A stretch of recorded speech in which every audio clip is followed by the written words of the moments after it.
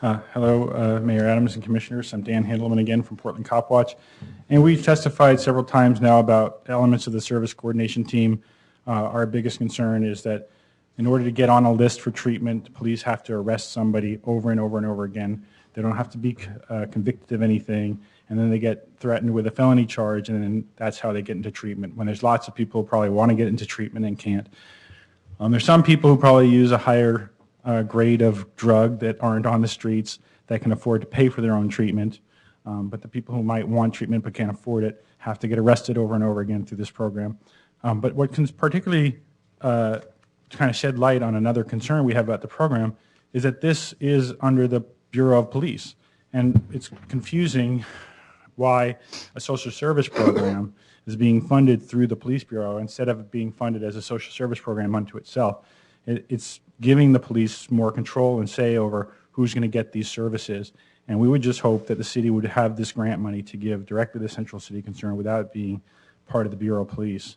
And especially we know that police services don't have that much money for themselves. We don't understand how they have $1.2 million to grant to Central City Concern. I put it in the Police Bureau's budget. That's how. Mm-hmm. Right or wrong, that's why I did it. It was a standalone special appropriation, and I felt that it was it lacked oversight. So I appreciate your comments. Did you have any more you wanted to add? Well, I do hope that someday the entire service coordination team effort will, like the sidewalk, be put into one place so the community can understand all the elements of it and how it works. And we've actually talked with Commissioner Saltzman about the question about the secret nature of the list of people, and maybe at least the statistics of what kind of people are being arrested, their income levels, their race, their gender, their age could be posted, even if the names aren't, if that's a privacy concern. So at least we would see whether these the information that's been put out in the public, that it's 55% African Americans on the list, is true. And if that seems to be continuing what happened in the drug-free zones, that this program more or less replaced. Thank you for your testimony. Commissioner Saltzman, would you like to comment on the issue of reporting of arrests or participants? Well, I think I informed my colleagues a while ago that I don't believe that the names on the list should be publicized. I think there is a certain right to privacy inherent in that that would be violated. But as to whether there's statistical information on race and things like that, I'm not sure we really have that information, but that's something I will continue to try to be responsive to.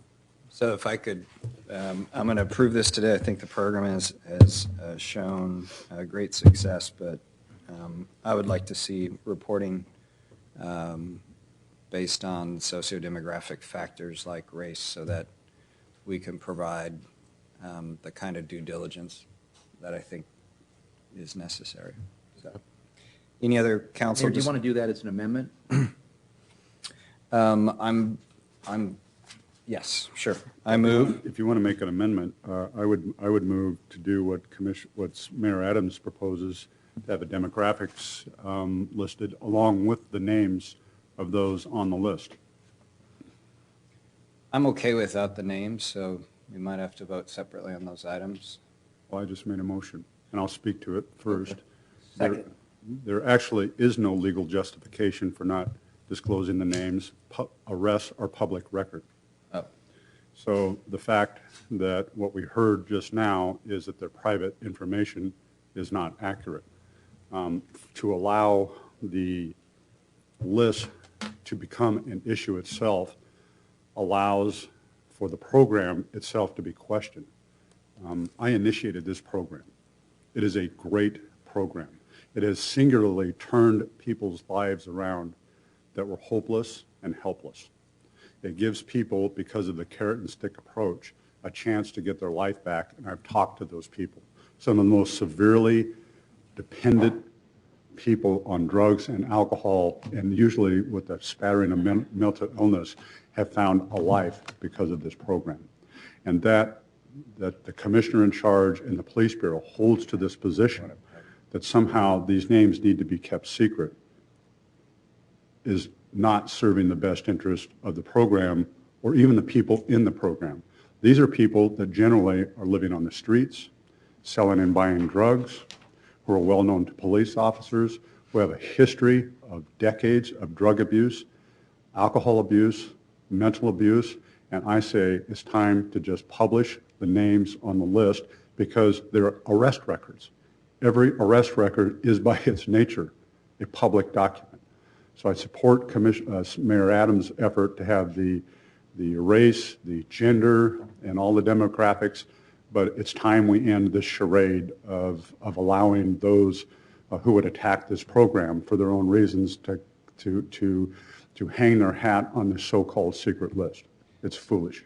So I think those are compelling arguments. I remain nervous about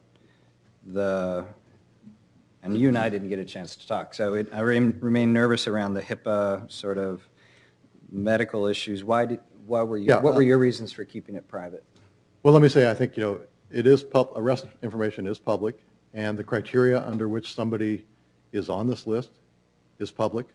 So a good reporter or a citizen can easily put together a Freedom of Information request and request that information. But, these people are brothers and sisters, sons, daughters, mothers, fathers, and I think to just hand over a list that the press, certain elements of the press, are just clamoring to get in print. I think these people have a right, a certain inherent right to privacy. Maybe I'm not a lawyer, maybe I'm not making the best constitutional argument in the world, but I don't think they want to find their names in the Mercury, the Willamette Week.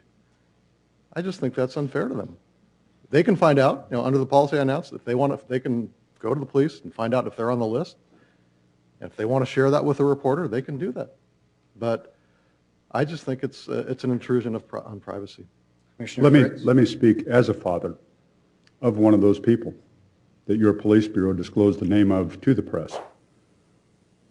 When you get to that point in your life where you have a child that finds themselves arrested so many times that they become an item to the police bureau that they're conscious of and aware of, the least of your worries are if somebody from the Mercury or the Willamette Week publishes their names.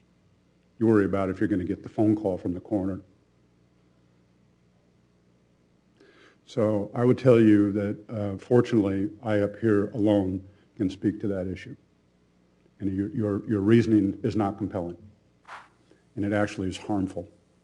It's helpful to people who find themselves in that place in life and their families, that all be done possible to get them into treatment. It is all that saves you from getting the call from the coroner. Thank you. Commissioner Fritz? So I have talked with Commissioner Saltzman about this, and I respect his rationale, and I respectfully disagree with it. I think that once you're in treatment, then you have a right to privacy, and that's what the Health Information Patient Privacy Act says, is that you can't disclose people's names once they are under medical care, but the arrest records are public record.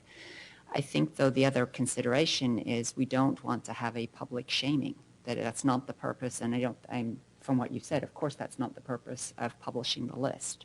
So I don't know if there's a compromise of publishing initials with demographics or something like that so that the person themselves would know that they're eligible. I mean, I don't know if there's another compromise, but I don't know if you have a suggestion to avoid. I do have a suggestion, and I will tell you that probably one of the most comforting things a parent could possibly read would be their child's name is on that list, and then praying that their child gets arrested and put into treatment. That doesn't violate their, as you correctly point out, Commissioner Fritz, their medical records. There are arrest records, and that's all that gets published, and that's all that the public would know. So that's a useful point for me to try to clarify. What the request is that we publish the list. A list has been referred to in the press. You've mentioned you would prefer not to release. The list is a treatment priority list. I mean, that's the whole purpose of the list, is to get these people. That is not accurate. Priority. It is a list of people who will be arrested. Once they get into jail, they are given an option as they are sitting in jail as to whether they want to remain in jail or put into treatment. It is not a treatment priority list. It is a list that you get arrested and taken to jail from.